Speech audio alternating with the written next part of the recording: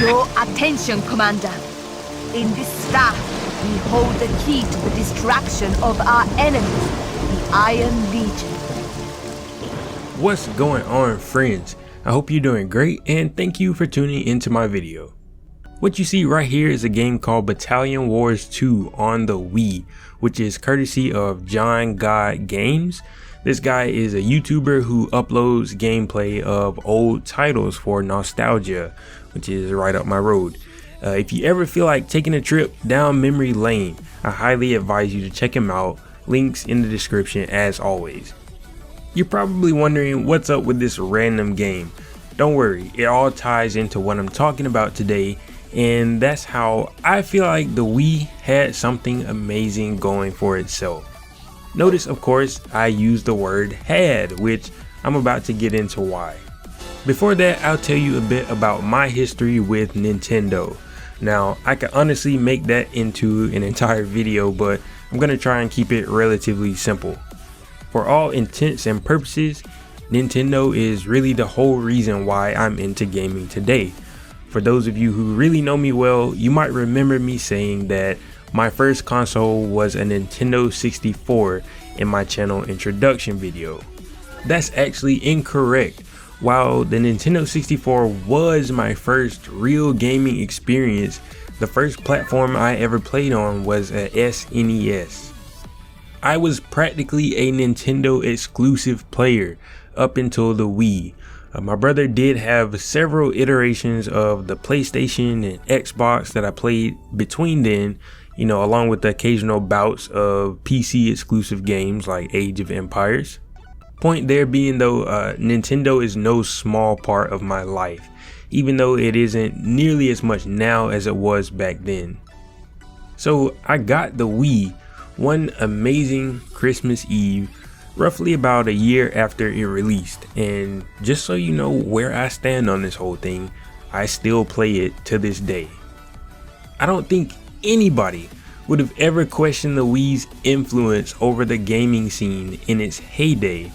I definitely remember seeing articles about how it was outselling both the 360 and PlayStation 3 back then.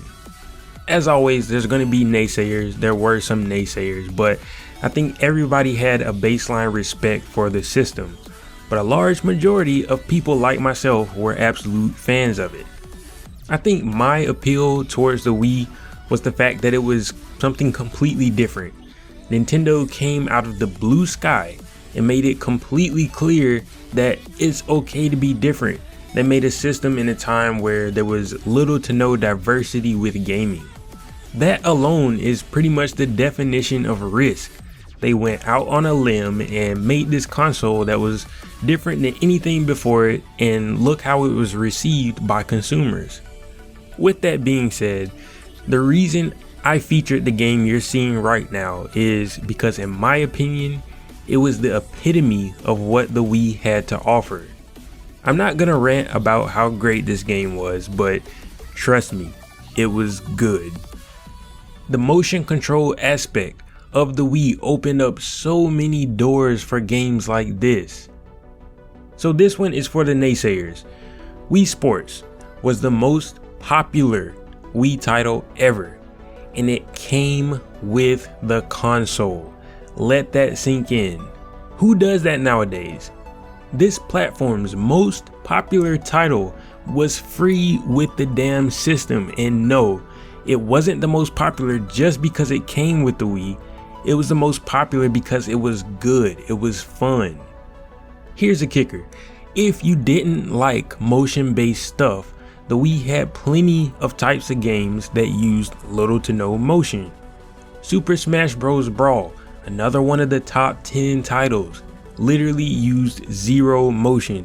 It was a traditional controller style game. On top of all that, the Wii was a GameCube. It literally was a GameCube, another one of the greatest systems ever made.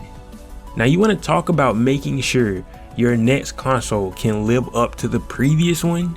They sure as hell made sure they did that when they built the whole previous console into the new one. So obviously the Wii's legacy wasn't quite continued. With the Wii U, they clearly wanted to take a step backwards and aim for a more traditional console experience. I don't actually have a Nintendo Switch yet, but I've been made aware that many of the Switch titles do use some form of motion control. While I do like that they've kept the spirit of the Wii alive in the Switch, I don't think anybody would say that it's nearly the same degree of uniqueness as its predecessor. So, Delta, what would you have liked to see instead? Well, if I was pulling the strings, I would have simply taken the Wii's formula and improved on it. They already had a complete and amazing groundwork. All they had to do was build upon it. For some naysayers out there, it wasn't enough that only some games offer a more traditional experience. They could have taken that feedback and created a new Wii that gave players more options to use a traditional controller, along with improved motion mechanics. Every time I think about this game, I think about how much of a hit it would have been if they made a new one on current gen technology. Like, folks, if you've never believed anything I've said, believe it when I say this. A newer version of Battalion Wars would have been huge if they capitalized on it. But no can do. The Wii I loved is long gone, unfortunately. What was your experience with this amazing console? Did you enjoy it as much as I did?